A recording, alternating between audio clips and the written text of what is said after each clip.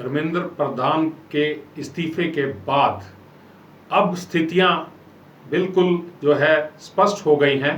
कई दिन से चला आ रहा जंतर मंतर पर नीट पेपर लीक का आंदोलन जो है वो एक विराम की स्थिति में पहुंचता लग रहा है। और ये अपने आप में कहना बड़ा महत्वपूर्ण होगा कि दोनों तरफ से आरोप प्रत्यारोप इस आंदोलन के ऊपर लगे। जो जेनजी आंदोलन के लिए जंतर मंतर पर बैठे थे उनके ऊपर आरोप लगा कि उन्होंने गलत भाषा का प्रयोग किया, उन्होंने जो है जो कुछ ऐसी परिस्थितियां अपने हाथ में ली जो उनको नहीं लेनी चाहिए थी। लेकिन बावजूद उसके अब जो परिस्थितियां पलटी हैं और उनकी मांग जो पूरी कर दी गई है, वो मांग ये थी कि धर्मेंद्र प्रधान जो शिक्षा मंत्री थे, केंद्रीय शिक्षा मंत्री, उनका इस्तीफा लेने पर वो अड़े हुए थे, तो उन्होंने अपना इस्तीफा प्रधानमंत्री नरेंद्र मोदी के पास भेज दिया है। राजनीतिक पार्टियों को भी इस सारे मसले से और इस सारे आंदोलन से एक सबक लेना होगा। वो सबक ये लेना होगा कि किस तरीके से जो है एक स्थितियां जो है आपकी परिस्थितियां आपके हाथ से बाहर निकल जाती हैं।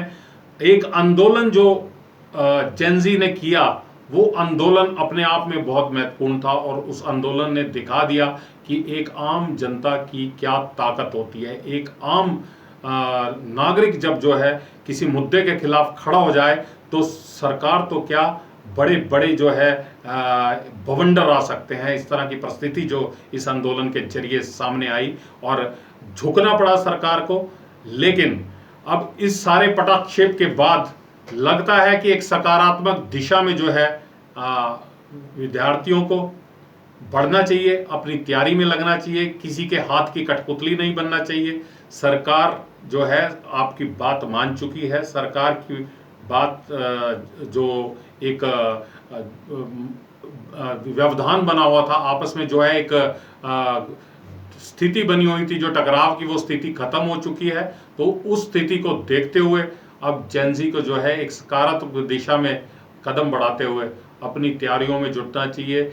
सरकार की ओर से भी भरोसा दिया गया है कि आगे जो है पेपर लीक का कोई मामला नहीं होगा।